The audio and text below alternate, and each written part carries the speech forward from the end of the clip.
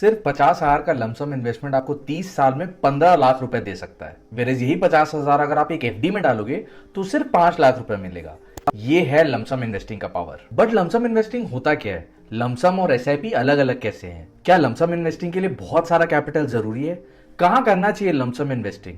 And क्या market high है तब लमसम इन्वेस्टिंग करनी चाहिए कि नहीं? आज इन सभी क्वेश्चंस को आंसर करेंगे। अगर आप चैनल में नए हैं तो hi, my name is Ashish Soni. मेरा गोल है for everyone to make better financial decisions. So subscribe and साथ में लाइक कर दो ताकि यूट्यूब और लोगों तक ये वीडियो पहुंचाए। अब पॉइंट में आते हैं। लमसम इन्वेस्टिंग एक इन्वेस्टमेंट का तरीका है जिसमें आप एक बार में थोड़ा ज्यादा अमाउंट किसी एसेट क्लास में इन्वेस्ट करते हो। अभी एसेट कुछ भी हो सकता है, जैसे stocks, gold, mutual fund etcetera.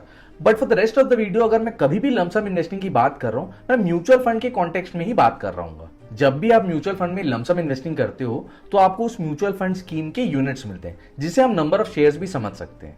और उस म्यूचुअल फंड का जो शेयर प्राइस होता है उसे हम नेट एसेट वैल्यू और एनएवी भी कहते हैं। फॉर एग्जाम्पल, आपने 1,000 रुपए किसी म्यूचुअल फंड में इन्वेस्ट किए जिसका एनएवी चल रहा था 50 रुपए, तो उस इन्वेस्टमेंट का आपको उस स्कीम में 20 यूनिट्स मिलेगा, दैट इज 1000 डिवाइड बाय 50। और जैसे जैसे म्यूचुअल फंड की कंपनीज बढ़ रहे होंगे उनका शेयर प्राइस भी बढ़ रहा होगा एंड अल्टीमेटली आपके म्यूचुअल फंड का एनएवी भी बढ़ रहा होगा, जो आपके इन्वेस्टमेंट को बढ़ा रहा होगा। अगर आप चाहते हो कि मैं एनएवी पे डिटेल वीडियो बनाऊं तो let me know in the comments. लेकिन नेक्स्ट क्वेश्चन आता है कि लमसम इन्वेस्टिंग से पैसे कितने ज्यादा और कैसे ग्रो करते हैं। एक रियल एग्जांपल से समझते हैं।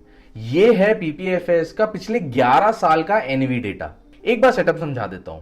सबसे पहला है डेट ऑफ इन्वेस्टमेंट, मतलब हम किस डेट में इन्वेस्टमेंट कर रहे हैं।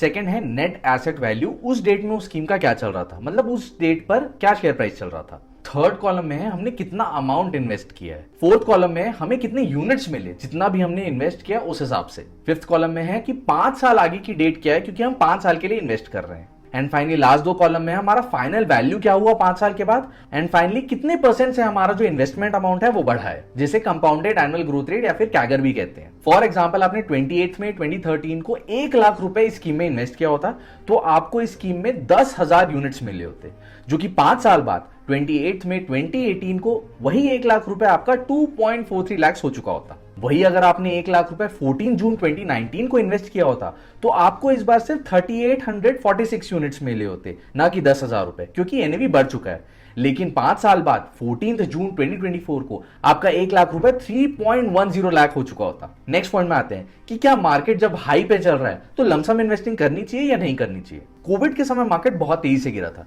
लेकिन उससे जस्ट पहले मार्केट ऑल टाइम हाई पे चल रहा था। वैसे ही स्कीम में भी दिखता है। 13 फेब 2020 को इस स्कीम ने अपना मार्केट हाई टच किया था, विच वॉज 29.297 का। वेरेस सिर्फ 1.5 महीने बाद 24 मार्च 2020 को इस स्कीम ने अपना ऑल टाइम लो टच किया था, अराउंड 20 रुपीज पर यूनिट का। तो अगर आपने 1 लाख रुपए 13 फेब मार्केट के हाई में इन्वेस्ट किया होता तो अभी 14 जून 2024 को आपका 1 लाख रुपए 2.75 लाख हो चुका होता। वेरेज यही 1 लाख रुपए अगर आप 1.5 महीने बाद मार्केट के लो में 24 मार्च 2020 में इन्वेस्ट किए होते तो आपका 1 लाख रुपए करीब 4 लाख रुपए हो चुका होता। तो डेफिनेटली मार्केट हाई में है तो इन्वेस्ट करने की कोशिश नहीं होनी चाहिए एज लमसम। बट पता कैसे करें कि मार्केट हाई में है या लो में है? तो अगर आप चाहते हैं मैं इस पर एक डिटेल वीडियो बनाऊं तो let me know in the comments. But next point आता है कि इन्वेस्टमेंट कितना बड़ा होना चाहिए। अब ये डिपेंड करता है सिर्फ 2 चीजों पे। सबसे पहला, आपके गोल क्या है। सेकंड, आप कब वो कितने साल में वो गोल को अचीव करना चाहते हैं। अगेन इस चीज को कैलकुलेशन से समझते हैं, गूगल शीट पे चलते हैं। मैंने 2 केस कैलकुलेटर बनाए हैं, केस 1 और केस 2। केस 1 कैलकुलेटर में ये असम्पशन है कि आपको अपना गोल नहीं पता है, आपको बस इतना पता है कि आपके पास कितना एक्स्ट्रा कैश पड़ा हुआ है जो आपको लमसम में इन्वेस्ट करना है। केस 2 में आपको अपना गोल अमाउंट पता है और आप जानना चाहते हैं कि आप कितना लमसम इन्वेस्टमेंट करें उस गोल अमाउंट को रीच करने के लिए। लेट्स सपोज आपके पास 50,000 रुपए एक्स्ट्रा कैश पड़ा हुआ है और आप एक म्यूचुअल फंड खोज रहे हैं ताकि आप लमसम इन्वेस्टिंग कर सकें। मैंने एज्यूम किया है कि आप इंडेक्स फंड, जो कि one of the safest fund है, आप उसमें इन्वेस्ट कर रहे हैं, जो कि आराम से आपको 12% का रिटर्न तो दे ही देगा एनुअली। तो इस केस में आपका 50,000 रुपए 5 साल में 88,000 रुपीज हो जाएगा, 10 साल में 1.55 लाख रुपीज हो जाएगा एंड 20 ईयर्स में आपका ये 50,000 रुपए 4.82 लाख हो जाएगा।